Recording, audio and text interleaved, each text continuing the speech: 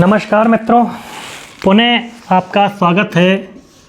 Net की तैयारी जो कर रहे हैं वो मेरे साथ रोज़ाना जुड़ जाएं। रोज़ाना एक वीडियो मिलेगा आपको और बहुत ही महत्वपूर्ण संस्कृत के नोट्स आपको उपलब्ध होंगे। अब हम बात कर रहे हैं आज वैदिक साहित्य तक की चर्चा मैंने पिछली वीडियो में आपसे की थी। तो आज हम बात करते हैं ऋग्वेद की, क्योंकि वैदिक साहित्य के बाद जहाँ से हमको प्रारंभ करना है वो है ऋग्वेद।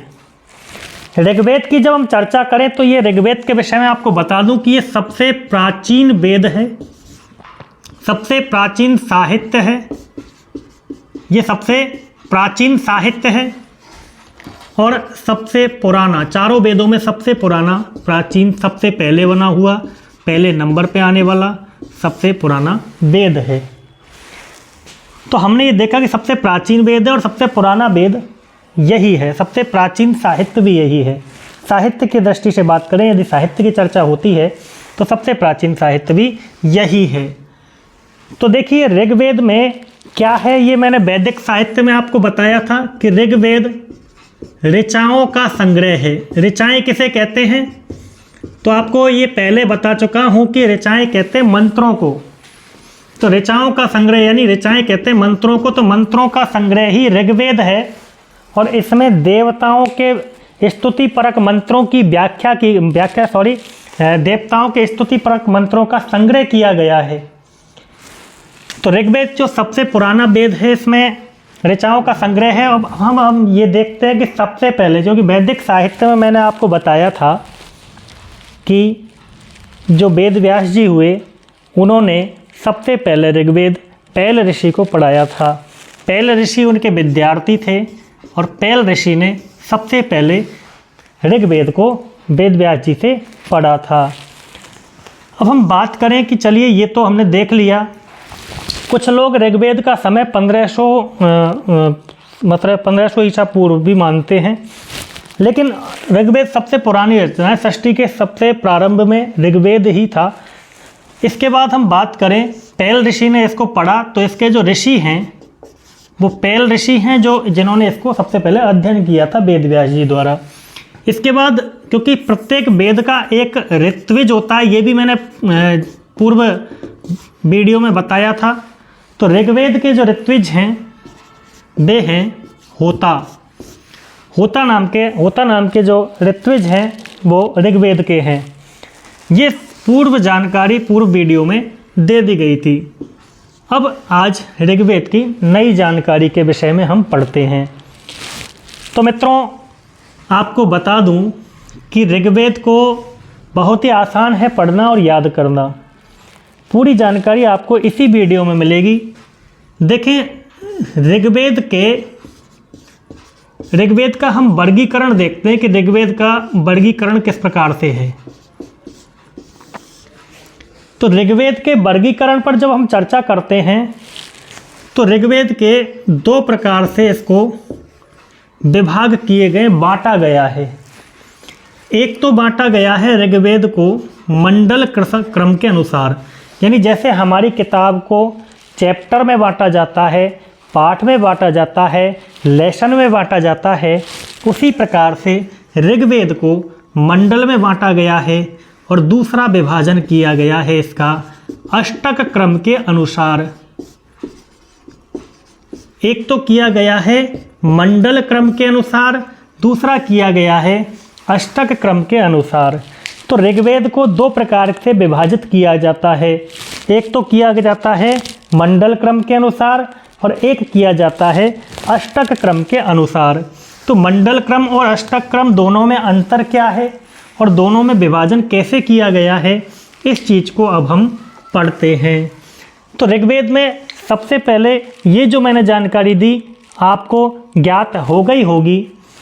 आप चाहें तो इसका स्क्रीनशॉट भी खींच कर रख सकते हैं और इसके बाद हम आगे बढ़ते हैं कि मंडल क्रम के अनुसार ऋग्वेद का विभाजन किस प्रकार से हुआ है। मित्रों यहाँ से अनेक प्रश्न नेट में पूछे जाते हैं और जो वीडियो मैं बना रहा हूँ पिछले नेट के पेपरों को देख करके भी बना रहा हूँ और पिछले नेट ही नहीं, फर्स्ट ग्रेड और सेकंड ग्रेड के पेपरों में भी अनेक प्रकार के वैदिक साहित्य के प्रश्न आ जाते हैं।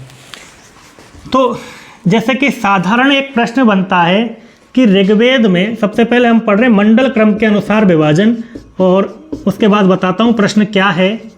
मंडल क्रम के अनुसार विभाजन, जो नए विद्यार्थी तैयारी कर रहे हैं उनसे भी मेरा ये निवेदन है कि वे इस चैनल से जुड़ जाएं। प्रत्येक टॉपिक की आधा घंटे 1 घंटे की वीडियो रोज़ आपको मिलेगी। रोज़ संस्कृत का ज्ञान होगा, रोज़ की रोज़ ही आप पढ़ें, रोज़ की रोज़ ही याद करें। मंडल क्रम के अनुसार हम ऋग्वेद का विभाजन देख रहे हैं। तो सबसे पहला क्वेश्चन तो ये आता है कि ऋग्वेद में मंडल कितने हैं। तो ऋग्वेद में मंडलों की संख्या है 10। ऋग्वेद में 10 मंडल हैं और 10 मंडलों के बाद आपसे ये पूछा जाएगा कि ऋग्वेद के अनुवाक कितने हैं। अगला क्वेश्चन बनता है कि ऋग्वेद को कितने मंडलों में बांटा गया है। तो 10 मंडलों में बांटा गया है। ऋग्वेद के अनुवाक कितने हैं। तो ऋग्वेद में 85 अनुवाक हैं। मित्रों, ऋग्वेद में पंचाशीति यानी कि 85 अनुवाक ऋग्वेद में बताए गए हैं। तो ऋग्वेद में मंडल हैं 10 और अनुवाक हैं पंचाशीति यानी कि 85। अब हम बात करें कि ऋग्वेद के 10 मंडल, 85 अनुवाक और क्या क्या ऋग्वेद में है मंडल क्रम के अनुसार। ये जो मंडल क्रम का विभाजन है ये ऋग्वेद की शाखा के अनुसार है। ऋग्वेद की 4 शाखाएं होती हैं, आगे बताऊंगा अभी। ऋग्वेद की 4 शाखाओं में से शाकल शाखा के अनुसार, मंडल क्रम के अनुसार ये विभाजन किया गया है। यानी ऋग्वेद की शाकल शाखा मंडल क्रम को बताती है, जिसमें मंडल 10 हैं और अनुवाक 85 हैं। अब आती है बात, ऋग्वेद के अंतर्गत मंडल सूक्तों में बटे हुए हैं और कितने कुल सूक्त हैं, इसकी भी एक प्रश्न आता है। तो आपको बता दूं कि ऋग्वेद के सूक्तों में 1028 कुल सूक्त का वर्णन है। ऋग्वेद में कुल सूक्तों की संख्या 1028 है। मित्रों, नेट की परीक्षा के संदर्भ में अनेक बार ये प्रश्न पूछे जाते हैं। कई बार सेकंड ग्रेड, फर्स्ट ग्रेड में पूछे जाते हैं कि ऋग्वेद में कितने मंडल हैं, कितने अनुवाक हैं और कितने सूक्त हैं। सेट की परीक्षा में तो ये कॉमन प्रश्न है, क्योंकि सेट का पेपर नेट से पहले की बार तो सरल आया था। अब कह नहीं सकते कि किस लेवल पे आएगा। हो सकता है कि क्योंकि नेट का सिलेबस रखा गया है तो हो सकता है कि नेट के लेवल का ही पेपर आए। यदि नेट के लेवल का पेपर आया तो फिर उस हिसाब से हमको विस्तारित जानकारी पढ़नी पड़ेगी। लेकिन ईजीली प्रश्न आ गया कि ऋग्वेद को किसने पढ़ा। तो पैल ऋषि ने पढ़ा, या उसके ऋत्विक कौन है, होता ऋत्विज हैं, या मंडल क्रम में मंडल कितने हैं 10। तो ऐसे साधारण प्रश्न आ गए। तो यदि साधारण प्रश्न आए जब तो कोई बात नहीं है, लेकिन विशेष प्रश्न आए तो आपको वीडियो देखते रहना चाहिए। और वीडियो में मैं आपको ये भी बताऊंगा कि नेट में, आज की वीडियो में ये भी बताऊंगा कि पिछली नेट में कौन सा प्रश्न पूछा गया था। तो देखें, सूत्रों की यदि हम बात करें, ऋग्वेद के अंतर्गत सूत्रों की यदि कोई संख्या है तो मित्रों ऋग्वेद के अंतर्गत सूत्रों की कुल संख्या 10,580 सही 1/4 यानी 1/4 मंत्र है। तो 10,580 सही 1/4 कुल सूत्रों की, मंत्रों की संख्या है। तो कुल मंत्र या सूत्र कितने हैं 10,580 सही 1/4 सूत्र या मंत्र हैं, जिनको ऋचाएँ कहा जाता है। और सूक्तों की संख्या 1028 है, अनुवाक 85 हैं और मंडल 10 हैं। तो ये ऋग्वेद का मंडल क्रम के अनुसार विभाजन है। आप चाहे तो स्क्रीनशॉट ले सकते हैं। इसके बाद हम बात करेंगे कि ऋग्वेद का दूसरा विभाजन कौन सा है, क्योंकि मैंने आपको प्रारंभ में ही बताया था कि ऋग्वेद के 2 विभाजन किए गए हैं। तो देखें, ऋग्वेद का मंडल क्रम के अनुसार, शाकल शाखा के अनुसार जो विभाजन था वो मैंने आपको बताया। इसके बाद हम बात करें कि दूसरा विभाजन जो किया गया है ऋग्वेद का, वो किया गया है अष्टक क्रम के अनुसार। मित्रों, अष्टक क्रम के अनुसार किया गया है।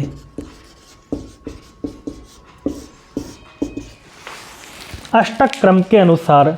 तो अब ये यहाँ से एक प्रश्न बनता है कि ऋग्वेद में अष्टक कितने हैं। तो क्या, तो हालांकि ये ऐसा प्रश्न बनेगा नहीं क्योंकि अष्टक, अष्ट यानी होता ही 8 है, लेकिन फिर भी अष्टकों की संख्या 8 है और अष्टकों को बाद में अध्यायों में बांटा गया है। तो प्रत्येक अष्टक में, यानी एक अष्टक, प्रत्येक अष्टक में मित्रों 8 अध्याय हैं। तो कुल अध्यायों की संख्या 8 गुणा 8, क्योंकि 8 अष्टक है और एक में 8 अध्याय हैं। तो कुल कितनी हो गई? 64 हो गई, चतुर्षष्टि हो गई। तो चतुर्षष्टि अध्याय ऋग्वेद के अष्टक क्रम के अनुसार बांटे गए हैं। अब हम बात करें कि इनको पुनः बांटा गया, ऐसा नहीं है कि ये यही समाप्त हो गए मित्रों, इनको पुनः बांटा गया और कुल बांट करके इनको आगे वर्ग बना दिए गए और कुल वर्गों की संख्या इसमें 2006 हुई। 2006 वर्ग ऋग्वेद में हैं, अध्याय 64 हैं और 8 अष्टक हैं। इस प्रकार से अष्टक क्रम के अनुसार ऋग्वेद का विभाजन किया गया है। तो मित्रों, मैंने आपको बताया कि 2 प्रकार से ऋग्वेद का विभाजन किया गया है, एक तो मंडल क्रम के अनुसार और एक अष्टक क्रम के अनुसार। अब हम बात करते हैं कि ये तो उसका विभाजन हुआ। अब यहाँ से जो प्रश्न पूछे जाते हैं वो ये पूछे जाते हैं कि ये तो कुछ महत्वपूर्ण प्रश्न मैंने आपको प्रारंभ से ही मैं ऋग्वेद को लेकर के चल रहा हूँ आपके साथ, और ऋग्वेद के विभाजन को हमने देखा कि अष्टक क्रम और मंडल क्रम। अब हम आगे बात करें कि और इस टॉपिक में हमको क्या पढ़ना है। मित्रों, परीक्षा का समय नज़दीक होता है और कोई भी प्रश्न मैं छोड़ता नहीं हूँ वीडियो में, तो आप पढ़ते भी रहें और लाइक और सब्सक्राइब भी करते रहें चैनल को, और लोगों तक भी इसको शेयर करें ताकि उनको भी मदद मिले। हम ऋग्वेद की यदि और बात करें तो ऋग्वेद के अंतर्गत अब हमको ये देखना है, क्योंकि मैंने आपको बताया था कि सभी वेदों के ब्राह्मण ग्रंथ भी लिखे गए हैं। तो संहिताएं तो ऋग्वेद की ऋग संहिता है, लेकिन जब हम ब्राह्मण ग्रंथ की बात करेंगे तो ब्राह्मण कितने प्रकार के हुए थे मैंने आपको बताया। एक तो हुआ था ब्राह्मण ग्रंथ। तो ऋग्वेद का ब्राह्मण ग्रंथ की जब हम बात करें, ब्राह्मण 3 प्रकार के होते हैं मित्रों, पिछली वीडियो में बताया था। ब्राह्मण, आरण्यक और उपनिषद, इनमें 3 ब्राह्मणों को 3 भागों में बांटा गया है। ब्राह्मण से तात्पर्य ब्राह्मण साहित्य है, और यहाँ ब्राह्मण, पहला ब्राह्मण था ब्राह्मण ग्रंथ। और ब्राह्मण ग्रंथ जब हम ऋग्वेद की बात करते हैं तो ऋग्वेद का जो ब्राह्मण ग्रंथ है वो ऐतरेय है। तो ऋग्वेद का जो ब्राह्मण ग्रंथ है वो ऐतरेय है।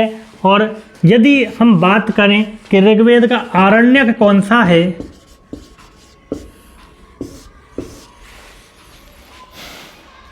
और ऋग्वेद का ब्राह्मण ग्रंथ कौन सा है, ये तो ऐतरेय है।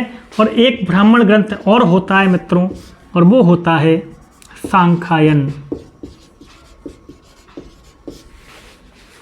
तो ये 2 ब्राह्मण ग्रंथों को ऋग्वेद में बताया गया है।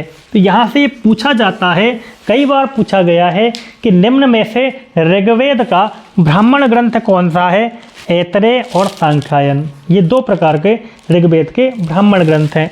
उसी प्रकार से जब हम आरण्यक की बात करें कि आरण्यक ग्रंथ कौन सा है, तो आरण्यक ग्रंथों में मित्रों ऋग्वेद के आरण्यक ग्रंथ यही हैं, ऐतरेय और सांख्यायन। मित्रों, सांख्यायन का एक नाम है कौशितकी।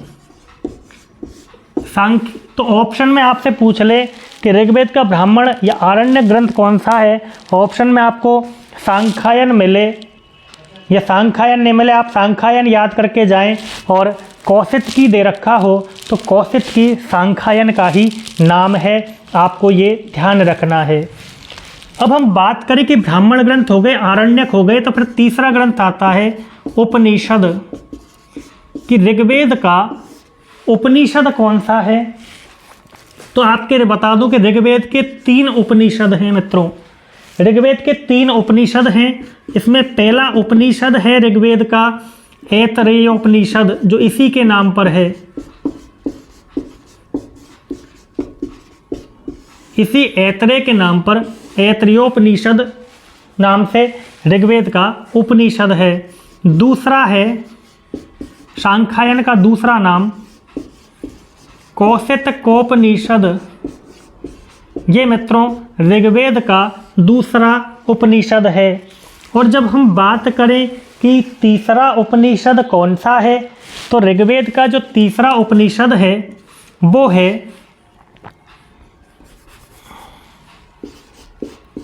बाष्कलोपनिषद। तो मित्रों ऋग्वेद का तीसरा उपनिषद है बाष्कलोपनिषद। ऋग्वेद की 4 शाखाएं होती है, अभी बताऊंगा। उनमें से एक शाखा होती है बाष्कल, और बाष्कल के नाम पर ही बाष्कलोपनिषद पड़ा है।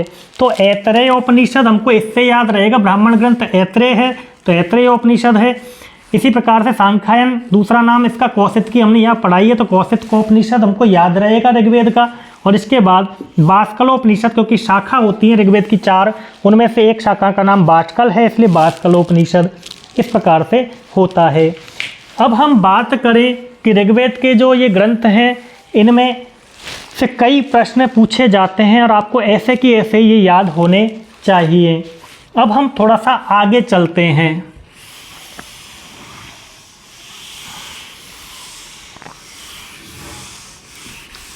मित्रों स्क्रीनशॉट खींच करके आप नोट्स बना सकते हैं। अब हम बात करें ऋग्वेद की शाखा की, तो मित्रों ऋग्वेद की 4 शाखाएं हैं। पहली है शाकल शाखा। ऋग्वेद की कितनी शाखाएं हैं यदि ये बात की जाए, तो ऋग्वेद की 4 शाखाएं हैं, चतस्र। इसके बाद हम बात करें दूसरी शाखा की, तो दूसरी है बाष्कल शाखा। तीसरी है मित्रों आश्वलायन शाखा।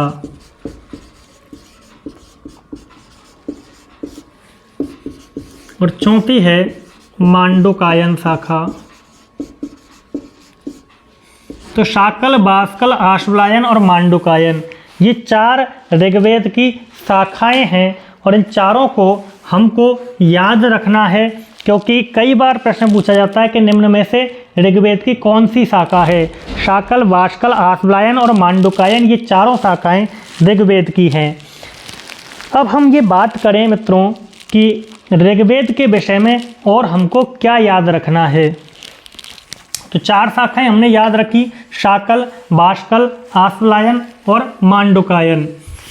आगे हम चर्चा करें कि ऋग्वेद के संदर्भ में यदि हमको और कोई चीज़ याद रखनी है, तो आपको बता दूं कि ऋग्वेद में कुल देवताओं की संख्या 33 है। 33 कुल देवता हैं। और सूक्तों की संख्या अभी मैंने आपको बताई थी, 1028 सूक्त ऋग्वेद में है। तो पहले सूक्त की यदि बात करें, तो पहला अग्नि सूक्त से प्रारंभ होकर के ऋग्वेद का जो प्रारंभ है वो अग्नि सूक्त से इसका प्रारंभ हुआ है। ऋग्वेद का अग्नि सूक्त से प्रारंभ हुआ है। और मित्रों ऋग्वेद जब अग्नि सूक्त से प्रारंभ हुआ है, तो इसका जो अवसान कहते हैं समाप्ति को, तो इसकी जो समाप्ति हुई है, अवसान जो हुआ है वो हुआ है संज्ञान सूक्त पर।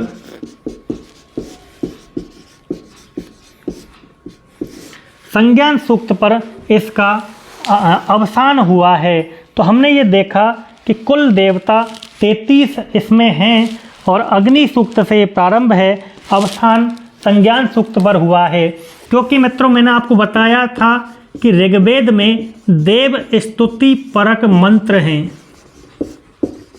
देव स्तुति परक मंत्र, इसलिए इन मंत्रों को शस्त्र भी कहा जाता है। देव स्तुति परक मंत्र हैं, इन मंत्रों को मित्रों शस्त्र भी कहा जाता है और इनका दूसरा नाम है शस्त्र। तो इस प्रकार से हमने सामान्य परिचय से लेकर के विशेष परिचय तक अभी तक ऋग्वेद के विषय में जाना। अब हम बात करते हैं कि ऋग्वेद के विषय में थोड़ा सा और क्या रह गया है जो हमको नेट के विषय में या स्लेट के विषय में जानना जरूरी है।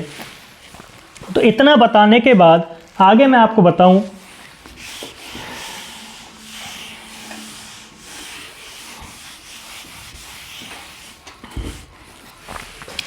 अब हम बात करते हैं कि यूजीसी नेट में ऐसा कौन सा प्रश्न रह गया था जो पूछा गया था। इतनी जानकारी होने के बाद भी एक प्रश्न ऐसा था मित्रों, जो था तो नॉर्मल प्रश्न, लेकिन पूछा गया था कि गायत्री मंत्र कौन से वेद से संकलित है। तो मित्रों ये यूजीसी नेट का प्रश्न है कि गायत्री मंत्र कौन से वेद से लिया गया है। तो आपको बता दें कि ओम भूर्भुवः स्वः ये जो गायत्री मंत्र है ये ऋग्वेद से ही लिया गया है। तो मित्रों गायत्री मंत्र ऋग्वेद से लिया गया है। ये नेट में पूछा गया प्रश्न है। जिन्होंने नेट के पेपर दिए हैं उनको पता है कि गायत्री मंत्र वाला प्रश्न आया था।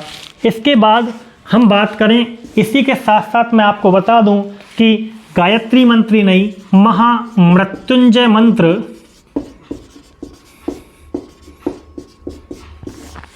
जो मृत्यु से निवारण के लिए होता है, महामृत्युंजय मंत्र भी ऋग्वेद में ही प्राप्त होता है।